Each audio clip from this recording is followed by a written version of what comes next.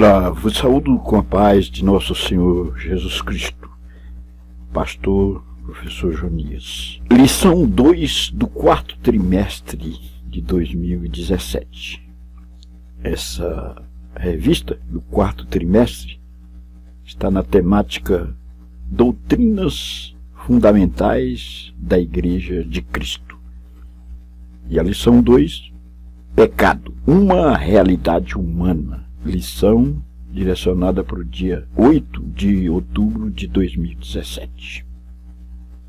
Texto áureo: porque todos pecaram e destituídos estão da glória de Deus. Romanos 3 e 23. Verdade aplicada à realidade do pecado na vida humana e a providência de Deus devem sempre estar presentes em nossa mente. Textos de referência: Romanos 1, 28 a 31.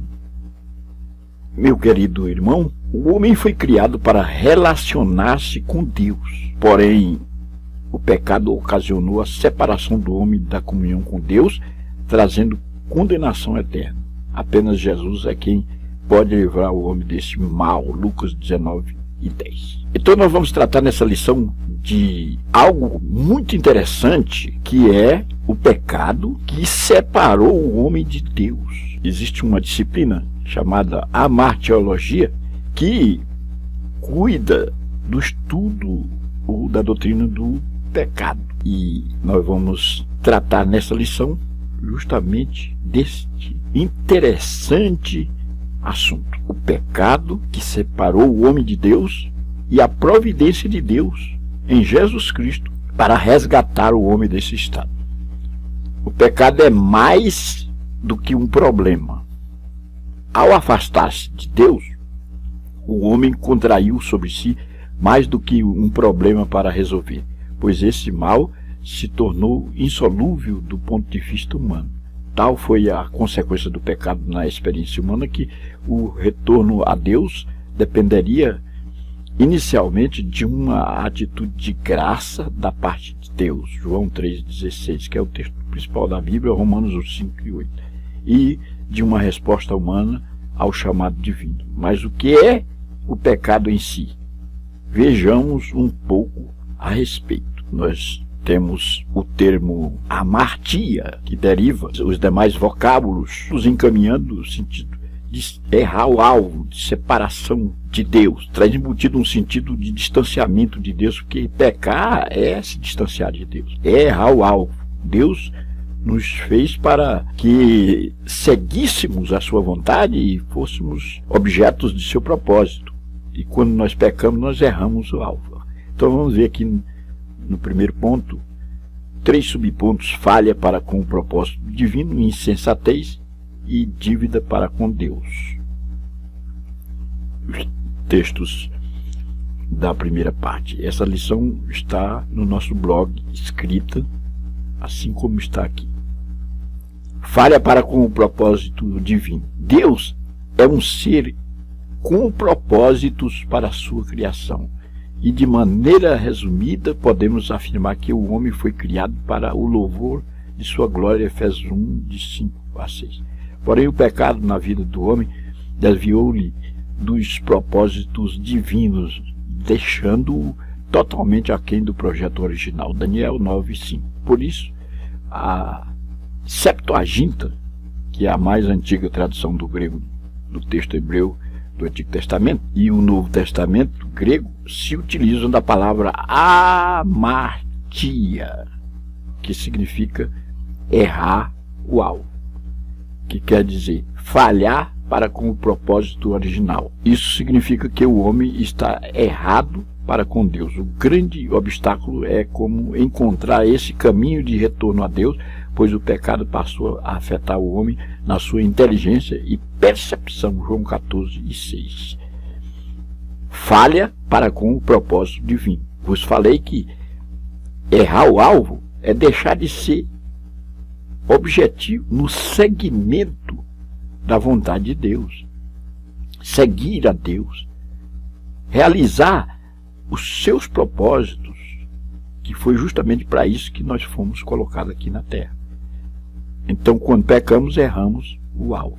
O termo amartia, que vem do grego, encaminha outros vocábulos, a martiologia, que nos fala do pecado, errar alvo, que é uma definição para o pecado. Insensatez. O homem foi criado para viver segundo a vontade e as leis morais de Deus. Isso é acertar o alvo. Aqui é o contrário. Quando nós acertamos o alvo, então estamos realizando os propósitos, os desígnios de Deus. Entretanto, o ser humano, em seu egoísmo, se recusa a viver assim.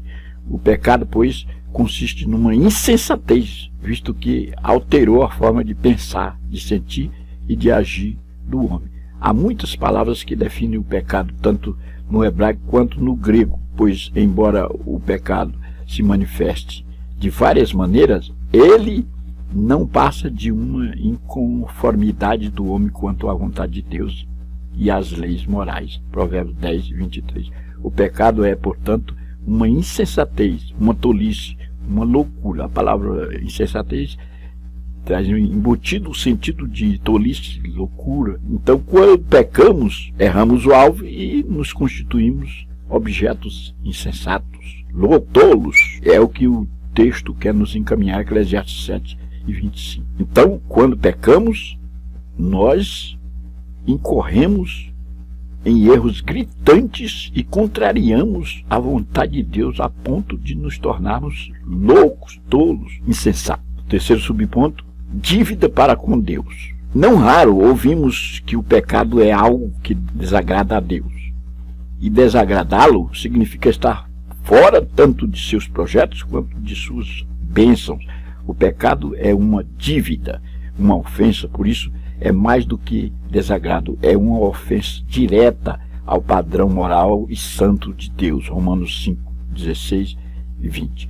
Os nossos relacionamentos comuns são baseados em créditos e débitos. Logo, quando ofendemos alguém, contraímos uma dívida para com aquela pessoa e com quem a criou, Deus. Encontramos várias demonstrações nas Escrituras sobre o pecado como dívida, na oração dominical, nas parábolas de Jesus e nos termos paulinos como redenção e remissão, Mateus 6, 12, 18, 23 a 34 e Efésios 1 e 7. Então, não nos tornamos insensatos simplesmente, mas além de loucos, nós contraímos uma dívida para com Deus quando pecamos. Porque pecar é ofender a Deus, é desviar-se da vontade retilínea de Deus. Então é algo muito mais sério do que se pensa. Pecar é contrariar os desígnios de Deus, é contrariar o padrão moral e santo de Deus. Então, contraríamos uma dívida quando pecamos. Ficamos devedores. Segunda parte, as consequências do pecado. Vamos ver aqui no segundo ponto, ou segunda parte da lição, o pecado é nocivo e traz dores e consequências destrutivas para toda a humanidade. É como um vírus letal que contagia internamente e se expande por onde passa. Dentre as mais diversas consequências, destacamos 3. Nós vamos tratar aqui nesse ponto de 3 consequências do pecado: a perda da comunhão, o vazio existencial e a morte.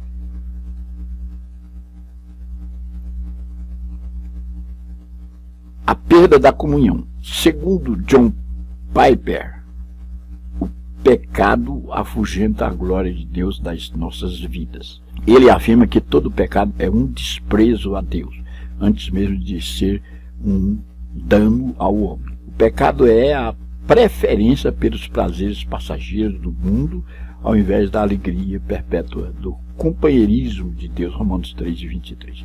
O que significa ter perdido a comunhão com Deus? É a pergunta que ecoa aqui nesse subponto. Categoricamente, se o pecado gerou a morte para o homem desconectado de Deus, podemos afirmar que a comunhão é a vida da alma. É o contrário. Colossenses 2 e 13. Enquanto o pecado tende a nos afastar a cada instante de uma vida plena, de paz e de progressivas conquistas, a comunhão com Deus nos encaminhará a uma experiência diária, motivadora e contagiante. O pecado nos separa, nos faz perder a comunhão com Deus. Vida vitoriosa com Deus se conquista quando deixamos de pecar, quando deixamos de errar o alvo, quando acertamos o alvo, e aí nós nos tornamos objetos da vontade de Deus. Então, aqui nesse subponto, pecar, segundo John Piper, é se afugentar de Deus, se isolar de Deus, se separar, perder a comunhão com Deus. Porque Deus é santo e exige que sejamos santos. Para fazermos a vontade de Deus, precisamos abandonar o pecado. Subponto 2, o vazio existencial. Jesus disse: vinde a mim todos os que estáis cansados e oprimidos, e eu vos aliviarei. Mateus 11, 28. Esse é o perfil da humanidade sem Deus. Cansados, oprimidos. Os termos aqui, cansados e oprimidos, são oriundos de Jesus. Mesmo com todo o sucesso e conquista que o ser humano possa alcançar, haverá sempre um vazio na alma daquele que ainda não está em comunhão com Deus. Como disse Agostinho: fizeste-nos para ti, e inquieto está nosso coração, enquanto não repousa em ti. Jesus é o único que pode preencher esse vazio, trazer descanso para a alma e fazer o homem retornar a Deus. Mateus 11, 28 e 29. Então, nós, sem Deus, teremos um vazio existencial. O nosso interior é vazio. Este vazio que só será preenchido através da pessoa de Jesus Cristo. Falta sempre alguém. Quem vai preencher o vazio existencial no homem é Jesus Cristo. Por isso que ele diz: cansados e oprimidos. As pessoas sem Deus estão cansadas, oprimidas, não têm paz, estão aflitas, estão perplexas. Este vazio só será preenchido com Deus. A morte. A morte é consequência irrefutável do pecado. O apóstolo Paulo diz que ela é o prêmio, a recompensa de uma vida de pecado. Romanos 6, 23. A morte traz consigo uma ideia de separação. Como disse Platão, a morte é a separação da alma do corpo. Enganado pela serpente, o homem desconsiderou a seriedade da advertência divina e assim desobedeceu. Evidentemente, o homem não caiu fulminado quando desobedeceu, mas o pecado desencadeou o processo de separação espiritual de Deus. Uma consequência inevitável do pecado é a perda da comunhão com Deus. O salário do qual Paulo nos alerta será acrescido no dia da prestação de contas, quando os pecadores irão se deparar com o lago de fogo e finalmente a morte eterna. Apocalipse 20, 14 e 15. Morte é consequência irrefutável do pecado. E o apóstolo Paulo, que foi um dos maiores vultos neotestamentários, aborda em suas cartas e diz que a morte é o prêmio, é a recompensa de uma vida de pecado. É um estipêndio do pecado. O salário do pecado é a morte. Terceira parte: como libertar-se do pecado. Vamos ver aqui que nós fomos criados para louvor e glória de Deus, porém, após a queda, o ser humano tornou-se escravo do pecado. Notar a advertência de Deus para cair. O pecado quer te dominar, Gênesis 4 e 7. E a observação quanto à situação da humanidade, Gênesis 6 e 5. Por isso, a mensagem de libertação anunciada por Jesus Cristo, João 8, 32 a 36. Vamos ver aqui nesse último ponto, através dos seus subpontos, como libertar-se do pecado. Que nós fomos criados não para isso. Nós fomos criados não para pecar, mas para louvor e glória de Deus. E quando estamos pecando, não estamos louvando a Deus, porque nos desviamos do alvo e nos tornamos antagônicos Pelo contrário, antagônicos à vontade de Deus. A necessidade de um libertador, a necessidade de arrependimento e a necessidade de andar em espírito. Vamos então ao primeiro subponto, a necessidade de um libertador. O pecado vai além da dívida e ofensa ao Criador. O pecado tornou-se um mau senhor do homem, escravizando-o e maltratando-o. O próprio corpo do homem tornou-se um instrumento para o seu serviço. Por isso, Paulo o chama de corpo do pecado, Romanos 6,6. O homem necessita de um libertador que venha destruir o domínio do pecado e apagar todas as ofensas. Este libertador é Jesus Cristo, aquele que morreu e ressuscitou, Romanos 5,15. Uma vez crendo de todo o coração que Jesus Cristo morreu e ressuscitou dentre os mortos, e isso confessando sinceramente com a boca, o pecador alcança a salvação, Romanos 10,9. Está aí a solução. A necessidade de um libertador. Jesus Cristo é o libertador. Sem este libertador, não teremos como apagar as ofensas, apagar o pecado, porque o pecado escraviza. É aqui, conforme o texto, um mau senhor que nos escraviza e que nos maltrata, que nos coloca num caminho hediondo, e nós ficamos servos do pecado, servos dele. Ele é o nosso Senhor quando nós estamos pecando. Então, Jesus é a solução, é a saída. Ele é o libertador, aquele que liberta o homem do pecado. Apesar de estarmos sujeitos ainda a pecar, porém não somos mais escravos desse pecado. Ele não é mais nosso Senhor, porque quem é o nosso Senhor? É Jesus Cristo, aquele que nos dá vida nova, que nos dá um novo objetivo, uma nova postura diante da sociedade, um novo viver, uma nova caminhada. 3.2. A necessidade de arrependimento. Simultaneamente ao reconhecer Jesus Cristo, o pecador deve arrepender-se de seus pecados. Atos 19 e 18, Romanos 10 e 10. A salvação é impossível sem o arrependimento das obras mortas. O próprio Senhor Jesus pregou acerca do arrependimento em seu ministério. Arrependimento significa mudança de pensamento, sentimento e atitudes. O verdadeiro arrependimento ocorre como resposta humana ao anúncio da palavra de Deus e da ação do Espírito Santo, Atos 2, 37 a 38 e João 16 e 9. Então, a necessidade do arrependimento. Para que o Senhor Jesus Cristo possa entrar como nosso libertador, é necessário, ou há necessidade, do arrependimento, que é mudança de pensamento, de sentimentos e atitudes. Sem este arrependimento, não podemos jamais ser libertos.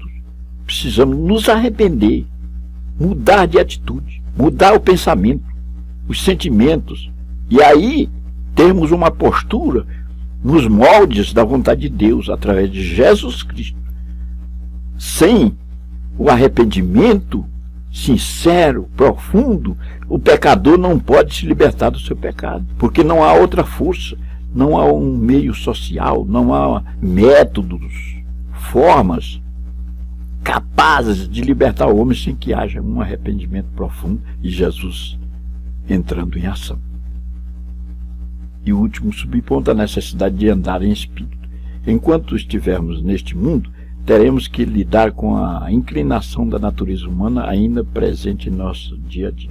Fomos libertos do poder do pecado. Com o novo nascimento, não somos mais escravos do pecado, porém ainda existe a possibilidade de pecar. Por isso, as recomendações bíblicas em Gálatas 5 e 16 e Colossenses 3 e 5. Ainda estamos sujeitos às tentações. É necessário constante vigilância e oração. Então, necessidade de andar em espírito. Por quê? O pendor para a carne é morte, o pendor para o espírito é vida eterna em Cristo Jesus. Andar em espírito é ter uma inclinação para Deus. E esta inclinação para a natureza humana nos remete a cometermos pecado. Nós, ao aceitarmos Jesus, somos novas criaturas, mas estamos sujeitos ainda a pecar. Apesar de esse pecado não ser o nosso Senhor, mas não estamos escravos dele, mas podemos a qualquer momento incorrer em erros. Todos nós somos falhos e podemos pecar. Porém, precisamos estar em estado de alerta, constante vigilância, é o que o comentarista quer nos passar aqui, e oração, orando em todo o tempo, para que não entremos em tentação. Há uma postura aqui intrigante para os incrédulos, que quando o crente, ou quando a pessoa aceita Jesus e diz agora eu sou salvo em Jesus Cristo, eles não aceitam isso, porque acham que a pessoa é falha e pecadora durante toda a sua existência. Sim, na verdade. Porém, há uma diferenciação. Somos pecadores remidos. Cristo já fez algo precioso em nossa vida. Ele já nos metamorfoseou, apesar de sermos tendentes ao pecado e podemos cair em erro. Porém, este pecado, que é o erro, que é errar o alvo, não tem mais primazia em nossa vida. Ele não é nosso Senhor. Podemos até cair em pecado, mas o Senhor já fez algo precioso em nossa vida. Então, para não entrarmos em tentação, é necessário constante vigilância e oração. Meu querido irmão, quanto maior for a compreensão da doutrina do pecado, maior será a nossa compreensão da obra redentora de Jesus Cristo. Mais conscientes estaremos da nossa completa dependência da graça de Deus para a nossa reconciliação com o Senhor.